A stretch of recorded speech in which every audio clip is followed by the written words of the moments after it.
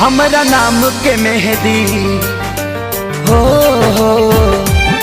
हमरा नाम के मेहंदी भुला जइबू का हो, शादी होते जान भुला जइबू का।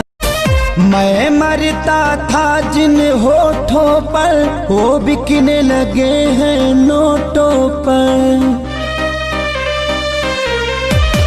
मैं मरता था जिन काल्ह मेहंदी रची तोहर मारो सजी, तू तो चली जइबू पियवा के देश है, तू तो चली जइबू।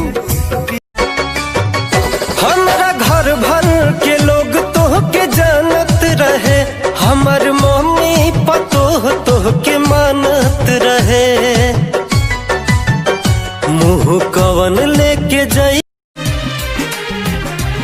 तू सलामत रह जी रही राम से बदनाम भइनी रानी।